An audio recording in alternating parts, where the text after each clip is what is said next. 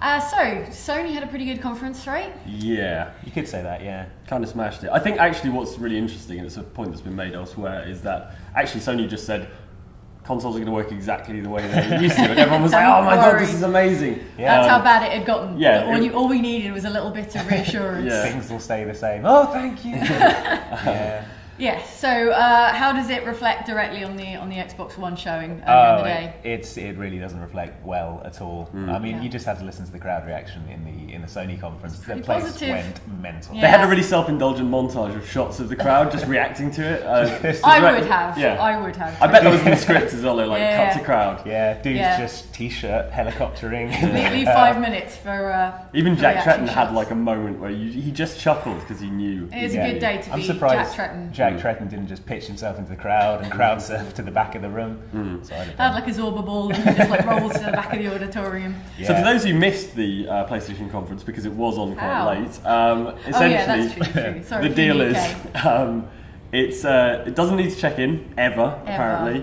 The games are tied to the disc, so you can hand your disc to someone to lend it to them, or you can sell it if you like.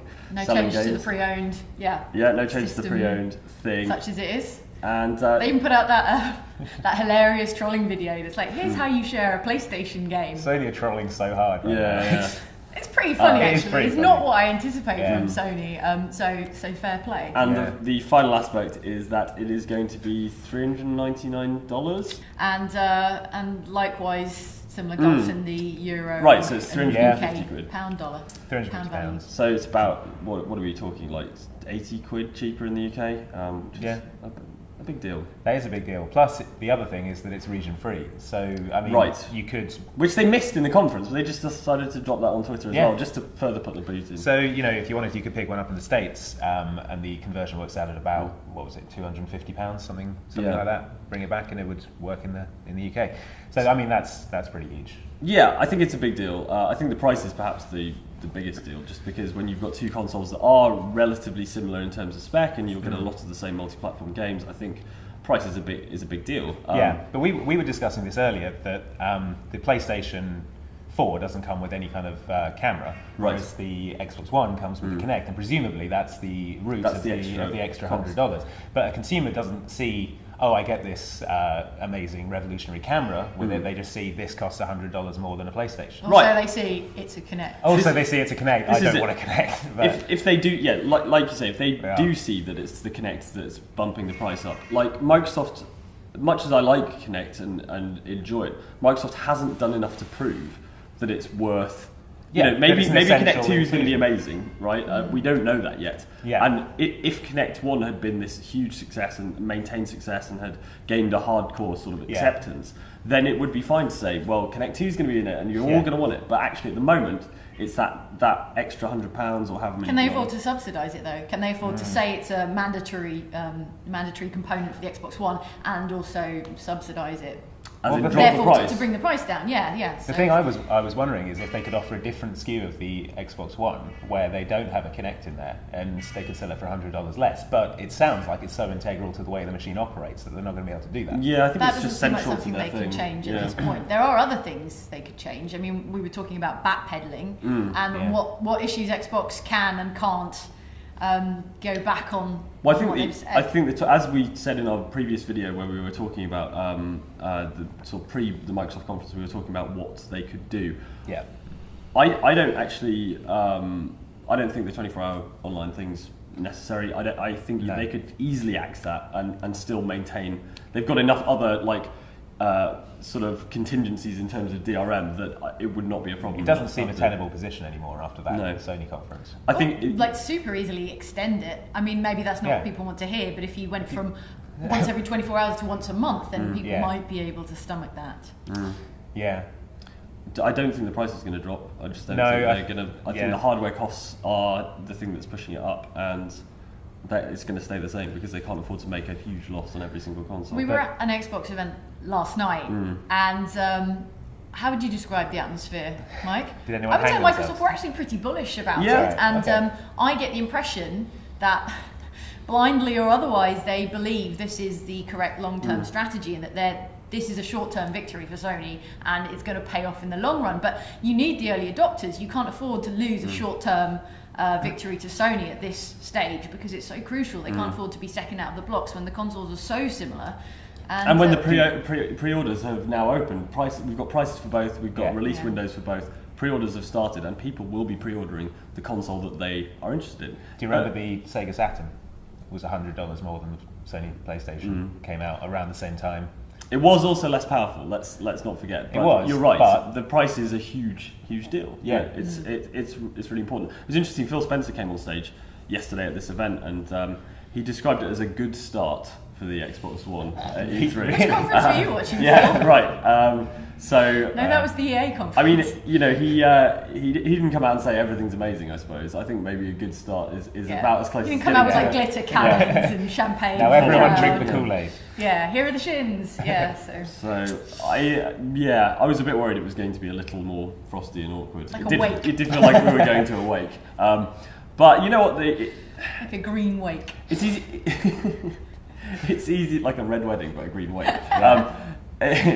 But the thing about it is that actually, like, when you look back at the Microsoft conference, it's completely skewed. Like, we were like relatively positive coming out of the Microsoft conference. Lots of good games to look forward to, and actually, I don't think Sony smashed it on games. No, I think the Xbox One has the stronger lineup of exclusive titles. Dead Rising 3 and Titanfall are both amazing exclusives. There's a game called The Order on PS4 which looks quite neat. That was pretty much the only big deal. The rest of them were kind of presented as kind of exclusives or not exclusives, but like exclusive special relationships. Exactly, but most stuff like Elder Scrolls Online that was shown there, Mad Max that was shown there, Kingdom Hearts, and Final Fantasy will no doubt be. Is Kingdom Hearts? Coming to really? Yeah, okay. So a lot of these are like they were shown at the conference, but that's become the thing now. In the same way that Battlefield 4 was at the Microsoft conference.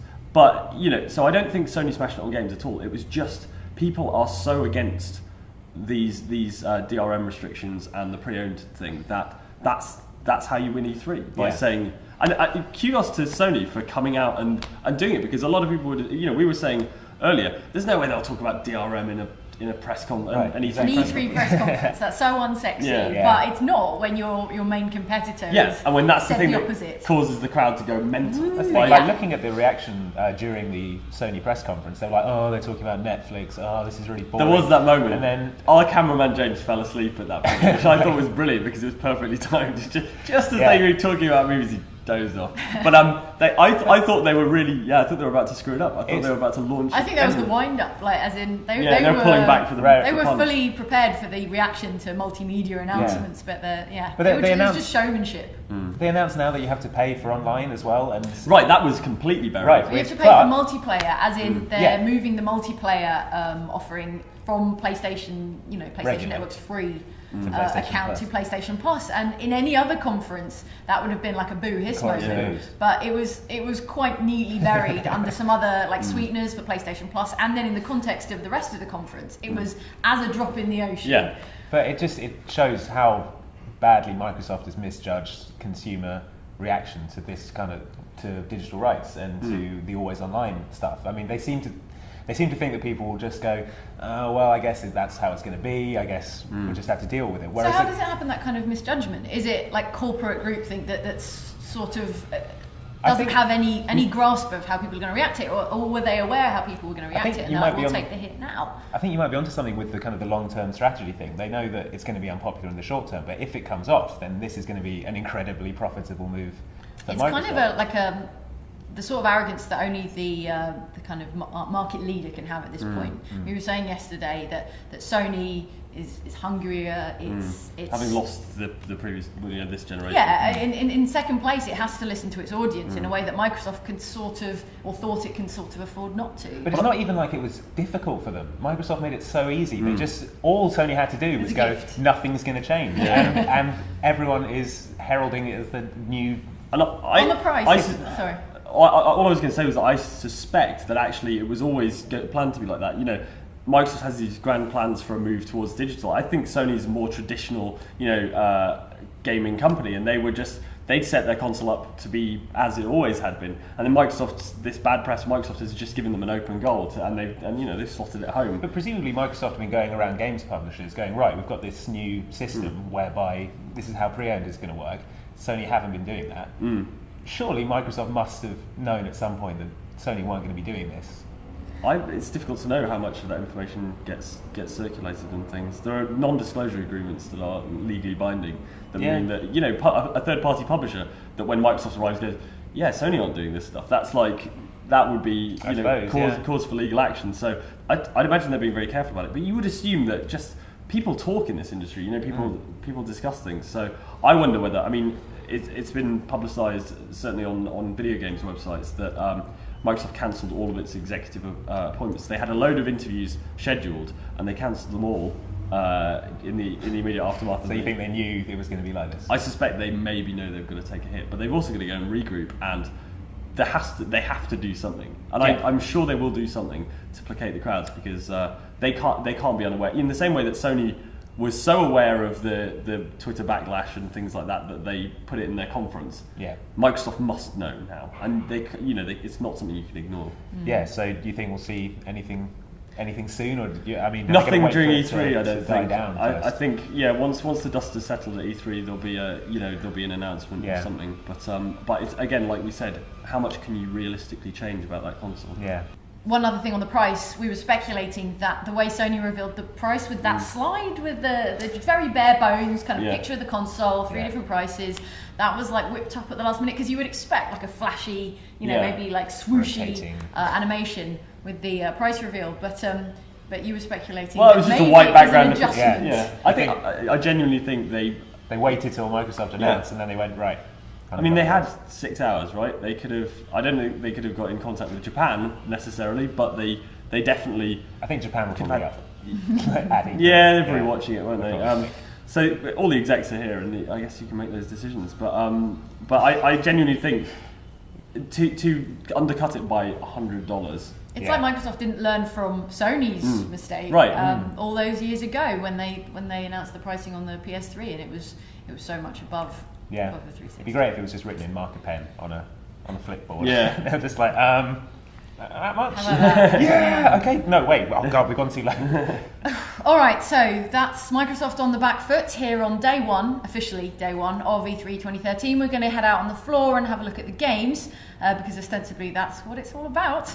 But it remains to be seen how Microsoft can, if they can, pull it back.